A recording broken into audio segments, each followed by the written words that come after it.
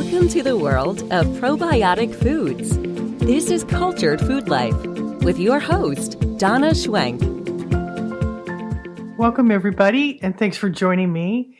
And this week we're going to be talking about how to care for your sourdough starter. Making bread that requires a sourdough starter dates all the way back to ancient Egypt, about 1500 BC. It is one of the oldest forms of fermentation, but it's also one of the healthiest and most delicious ways to enjoy bread.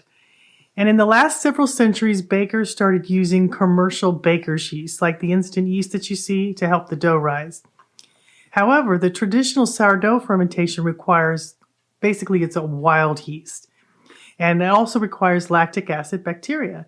And they are naturally present in flour to leaven the bread. But bread made with instant yeast contain a good amount of minerals. But the absorption of these minerals is limited by the presence of phytic acid. And that's commonly referred to as a phytate, which is basically one of the things that wreaks havoc on our guts. And using a sourdough culture produces lactic acid bacteria and gives numerous health benefits and helps to remove some of these enzyme inhibitors in our gut. The health benefits are many when you make and eat sourdough bread. So the phytic acid I talked about before is reduced by 90% when it's fermented. And phytic acid is found in plant seeds, and it serves as the main storage form of phosphorus in those seeds. It impairs the absorption of iron, zinc, calcium, and may even promote mineral deficiencies in the body. However, sourdough bread is so easy to digest since complex carbohydrates are broken down into more digestible, simple sugars and proteins, and those are broken down into amino acids. And the fermentation, partly from the lactobacillus, the good bacteria, allows for a bread that is lower on the glycemic index, thus making it better for those with blood sugar issues. And it breaks down those phytic acids in such a powerful way that they don't affect the absorption of those minerals into our gut. And they also help us to digest those types of minerals and absorb them more readily than they would without it.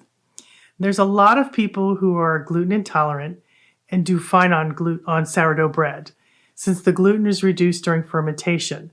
But that's really subjective to how severe your gluten allergies are. And I have another article on check out many of the health benefits of sourdough bread and 7 reasons I eat sourdough bread, and I'll put that link in the article below. I usually make sourdough bread probably once or twice a week. It just depends. My family, they have little parties where the kids all have little parties over and they want sourdough bread because they want sandwiches. It's their thing. If I don't make it for them, they all whine. So it depends on how many people we have over, but I usually make it once or twice a week. I make sourdough bread much more than sprouted bread, although I like sprouted breads too. I just like the taste of the sourdough bread better. And sprouting does the same type of a thing that using a sourdough culture does. It helps to break down all those phytic acids and help to increase the mineral absorption and the nutrients in the bread. And it does that through sprouting, which is basically a simpler form of fermentation. Now, having a sourdough starter that has your own unique signature from your own kitchen in your own hometown will make it special just for you. For instance, did you know that San Francisco sourdough has a really sharp sour taste? It's very strong. And that's because of the wild yeast that are in that area related to the ocean and the flora around that part of the country. And that's why it gives it its own special taste. And yours will taste different too. And it's fun to know how it will adapt to the parts of their world and especially your kitchen. You know, you got lots of good bacteria in your kitchen and wild yeast running around in the air. We have all these things in our environment and we're just not aware of it. I've been making cultured foods for so long, for over 20 years, that I have a lot of good bacteria in my home. I have a lot of, and we need good yeast in our diets too and in our lives too, because we're a combination of things like good bacteria. We're 100 trillion of those. We've got wild yeast in our body and all around us. We've got all different kinds of environmental, different microorganisms that make us who we are. But it also makes us who our kitchens are, because our kitchens contain some of these things too. I have a much easier time than other people just because I've been doing this so long. So there's a presence of good bacteria in my home. And I remember reading an article where they took one family and they moved it to another house and they tested their bacteria in the home and on the bodies of the people. And within a few hours, they had taken that good bacteria that they had on them and put it in the new home. And it had completely changed to who those people were and the good bacteria that was present in them and on them and all around them, in their pets, everywhere. And it was interesting that they found some E. coli on the kitchen counter, but it didn't affect the people because the people had good bacteria that just overrode the whole thing. And so it's this invisible force that's around us and in us and all everywhere. And the more good bacteria you have, the safer you are, the healthier you are, the better your home environment is. And you're just a cloud of bacteria walking around is what you are. More than cells in your body, that's what you are. And so having that be a part of your ecosystem in your kitchen is going to change your sourdough bread because it's going to really be a part of who you uniquely are, which I think is very, very exciting to me. So sourdough starters are just like having a little pet. They need to be fed and cared for. It's not too much work and it doesn't take that much time, but it does require a little bit of effort to make sure that it's fed because it's a living organism and to keep it healthy and strong.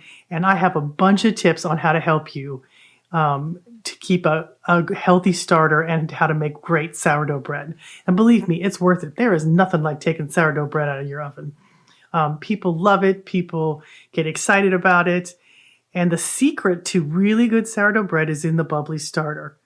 And I have my own starter that I've had for many, many years. And I got it from somebody who'd had it for like 100 years or something, gone down through their family. And it will last your lifetime and you can pass it on to your children if you take care of it. And to really make a bubbly sourdough starter, which is the most important thing, you need a bubbly sourdough starter. You must feed it a ratio of flour and water and starter. So you need to do a 1-to-1 ratio. So what that means is half a cup of starter, half a cup of flour, and half a cup of water. And if you have a starter, you got to get a starter to do this. You can make your own starter, but they tend to be very, very sour, and they don't tend to rise the bed quite as high because it needs a little bit of time and feeding to really get going. But you can make it, but it takes 5 to 6 days to make. And I never liked the results of making my own starter because it was way too sour for me and my family. So I recommend getting a starter from somebody. I have several starters for sale. I have my own. I have a dehydrated one. I have a live one. I have an einkorn one. But you can get it from a friend. You can get it at other places online. And I really recommend that just because you'll have a better tasting bread. So you want to keep that ratio of 1-to-1-to-1. So don't use more than a half a cup of sourdough starter. If you have too much, you can take some out. And I have recipes where you can use your extra sourdough starter and then give it a half a cup of flour and a half a cup of water. And you need to keep those ratios the same. Always feed the starter the night before you want it for at least 4 to 8 hours. And before you make your bread, that's what I do. I keep mine in the fridge and then, I feed it for 4 to 6 hours before I want to make my bread. Some people do it the night before. I always do it during the day because then I let my bread rise overnight. And the warmer it is and the temperature in your home, whatever that temperature in your home is, the warmer it is, the sooner it will rise and be bubbly. And once your starter begins rising in the jar a little bit and it's filled with bubbles on the top and the sides, it's ready to go. So make sure you have been feeding the starter at least once a week. And if you've been keeping it in the fridge, that's what I do. And if you haven't been feeding your starter once a week, I would feed it twice that day. I'd feed it, once for 4 to 6 hours or 8 hours, and then feed it again before you want to make it mix. Just make sure it's bubbly. If it's bubbly, it's okay. You want to keep your dough, your sourdough, when you're making your dough, a little on the moist side. If you add less flour, it will rise higher, have a lighter taste, and will also have more holes in the bread if you like this in sourdough bread. Now, here's something that's really important. Use flour with a higher protein content. This allows for a higher rising bread. And you can calculate how much protein your flour has, and it's kind of interesting how it works. But I have a number 7 on my FAQs sourdough where you have to get a little calculator to determine how much protein your flour has. And that's really important. The higher the protein content, the better your bread will rise. Now, if you're feeding your starter and you just got your sourdough starter, you need to feed it as soon as you get it. And, follow that 1-to-1 ratio on the booklet you received. If you got my starter, it tells you how to do it.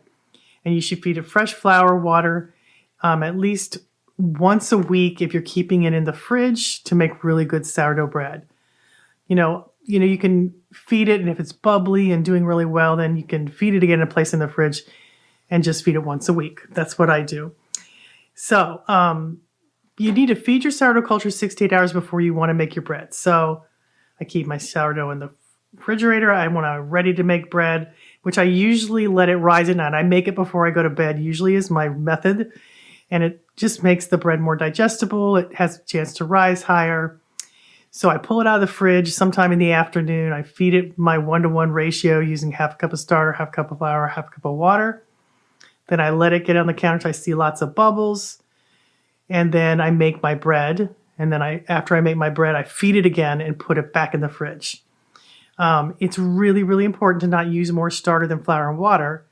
And it will always stay active if you do that. Because what happens is if you have too much starter in there and you give it, let's say you use 3/4 of a cup of starter, half a cup of flour and a half cup of water, it's going to eat those nutrients really fast because there's too much starter in there. There's too much active microbes in there.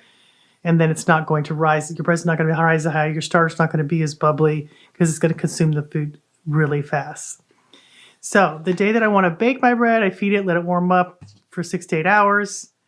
And it takes me, guys, here's the deal. Okay, so I made this the other day. So I wanted to make bread for my kids. So it was right around dinner time, I think. I took my starter out. I fed it the flour, water, the right ratios, half a cup flour, half a cup water. Make sure I had half a cup of starter in there. I saw that it was bubbly at around 9 or 10 o'clock. I made my sourdough bread, which is just flour, water, and starter and salt. And it takes me, I've timed this. I've timed it many times. It takes me 7 minutes.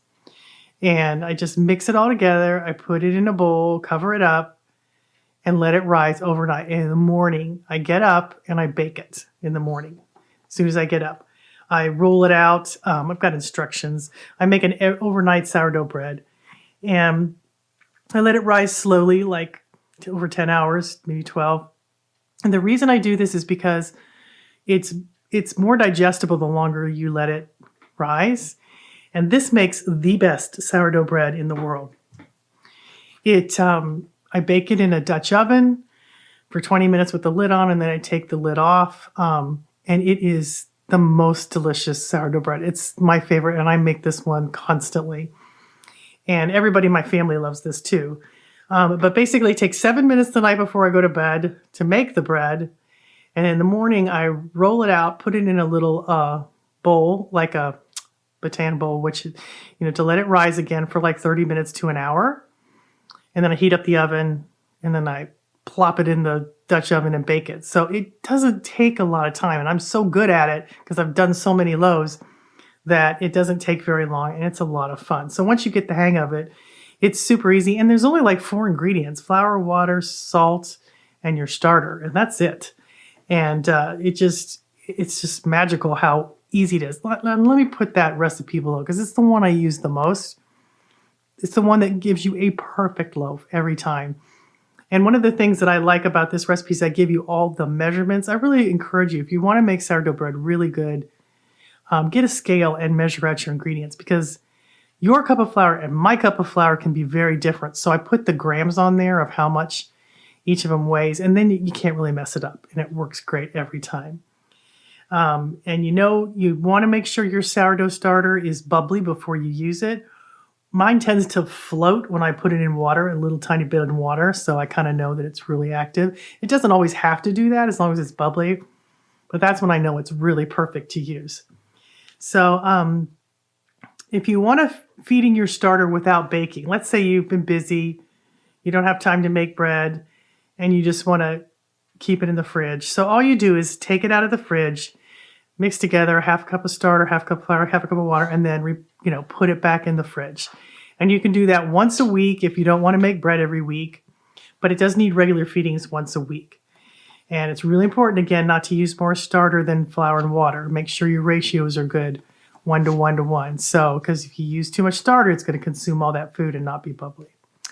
Now, I feed my starters wheat Montana white all-purpose flour. And you can feed your starter whole wheat flour, which contains many minerals, actually more minerals than white flour, but always look for a high protein content on your flour. And that's really important because it should have between 11 and 13% protein content to make the best bread with the highest rise. And whole wheat flour, your bread's not going to rise as high because of the density of the germ and the bran in the grain. That's why I use the wheat Montana, which is the white all-purpose flour, because it rises higher. They have a white wheat that works really well too, but this one rises the highest. It has one of the highest protein contents, their particular brand, and it's one I've used for 20 years. I love their products, and they make great flour. And their highest protein content of their flour is 13.33. And you can't really get one too much higher than that.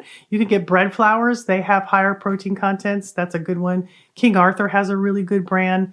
I really like their bread flours too. So, okay, let me explain to you how to figure out the protein content in your flour. It's going to link to it, but I'm just going to tell you, and then you can go back and read this. So here's how to do it. There are 4 grams of protein per 30 grams of flour.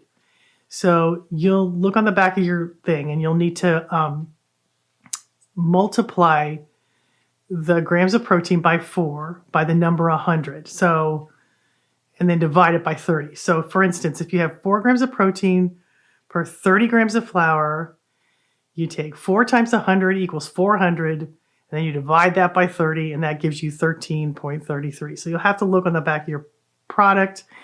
It's a lot easier to read this than it is to tell you. But I'll put that on the description below, and you can look at it. And then you can look at the back of your flour thing, and you can calculate how much protein's in it. Or you could just buy good bread flour, or use the one that I use. And bread flour usually has a really high protein content. So it should work really, really well to make your bread. So you'll like all the flavor. You'll like the way that it rises. And your starter, if you want to use good flour, because you don't want flours that have chemicals or that have bleached the flour, because then your starter will be weaker. So you want it, and plus it's not good for you. Bread is, flour is the most common ones that bakers use because of the high protein content. Whole wheat will make a more dense loaf that doesn't rise as high. White wheat flours work better than the whole wheat flours, but you can still use them. You'll just have a denser bread. And it's mostly, it's really what you want to use. Rye flours have higher protein content. They make good breads. And usually a mixture of whole wheat and white works better than just all whole wheat. So now water and salt to use in your bread. You can use almost any type of water to feed your starter, although filtered or purified water works the best because there's lacking chemicals. But the process of fermentation does break down a lot of chemicals in the water. So if you don't have the luxury of having that, just know that the fermentation process does help with that. I've even used tap water to make my breads, but some bakers say it's not the best. But spring water with minerals in it is my preferred choice. That's the one I use because fermentation loves minerals and will help the end product. My 2 favorite salts to use are Celtic sea salt or Himalayan salt is wonderful too. Himalayan is a nice one that it also blends very well into the bread. But they both have minerals in them, which is really important. Any salt will work. You don't have to buy special salt, but anytime you can get extra minerals in your body, and salt can have 80 minerals in it, so that's really important. So it gives your bread the best flavor and the best rise in fermentation. Now, einkorn sourdough bread and einkorn flour is one of my favorite flours. I use it for so many recipes. And it's the most ancient bread. As a matter of fact, all wheat comes from einkorn wheat. And it's the most ancient grain there is. But it's really helpful for those who have gluten problems or have allergy problems to wheat. It is missing the genome that causes a lot of the allergies in people. and it is just fantastic. And for instance, it doesn't have a very high yield, which is why they took the einkorn wheat and bred it with things like goat grasses to make the wheats that we have today, because the yield was higher. And when they crossed it with the goat grasses, that's where the allergy problems came in for people who were sensitive to it. That's when all of the problems started with gluten. It just depends. It also depends on your gut and how you do it. But einkorn is a great one for people who struggle and are sensitive to gluten. And if you want to make einkorn bread, and I have wonderful recipes for it, you have to have an einkorn sourdough starter. But I can help you convert your regular starter to an einkorn starter. I have instructions for that with step-by-step things. And you could just take a portion of your sourdough starter and make it into an einkorn starter. It's not very hard. You just have to feed it a few times, the new flour, and then it gets bubbly, and then you can make delicious einkorn sourdough bread.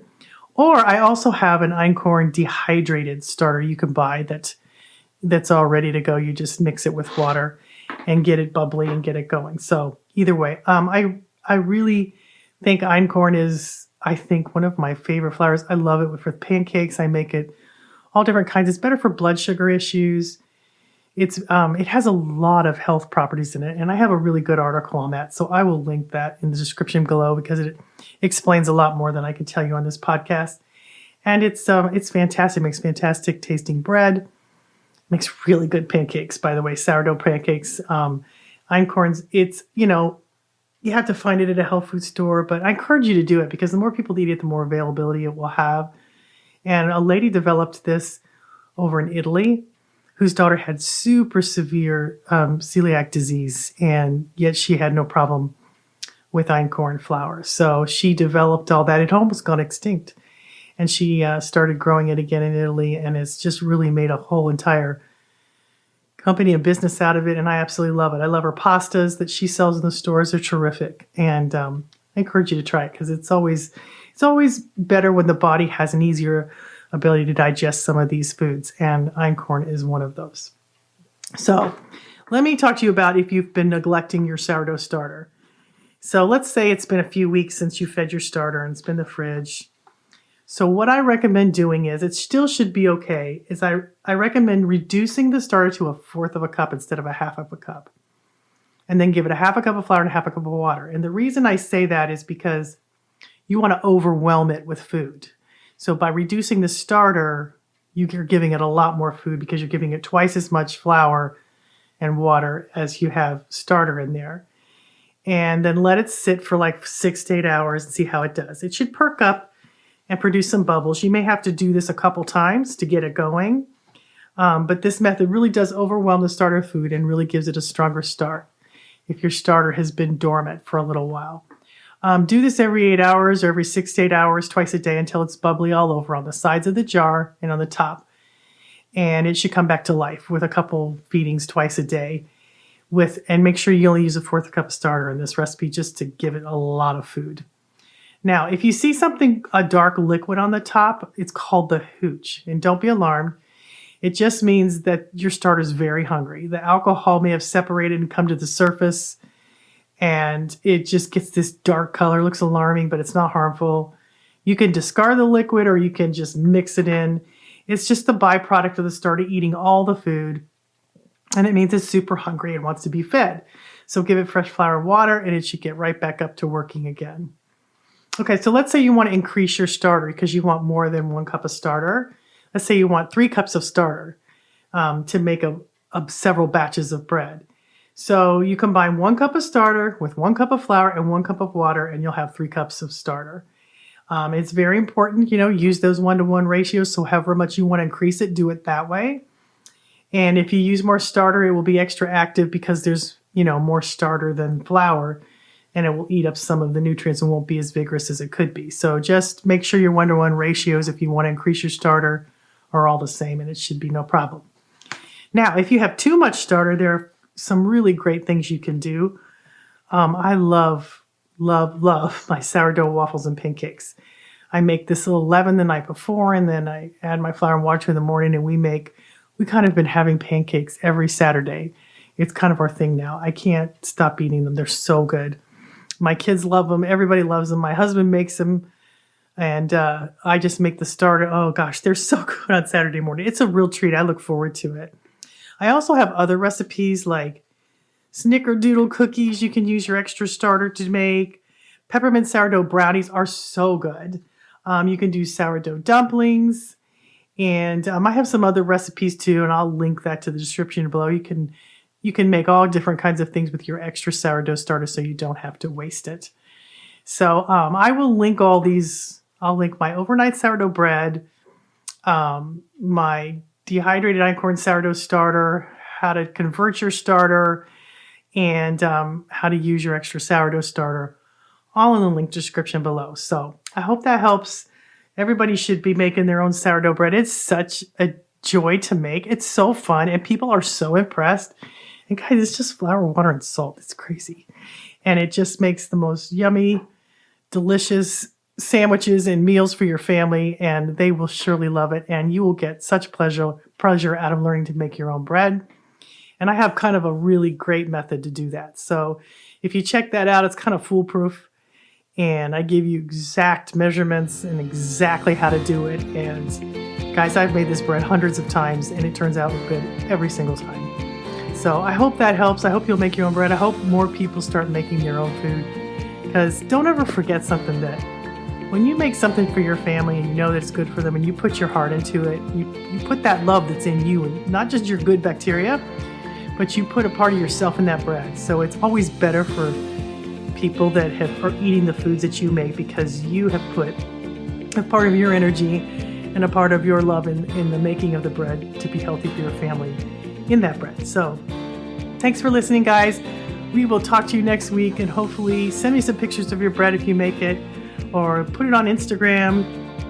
We love it when we get pictures of people making their bread. It's so fun for me. It's one of my favorite things to see people do, because it's so rewarding and satisfying. Have a great week, everybody, and we'll see you next time.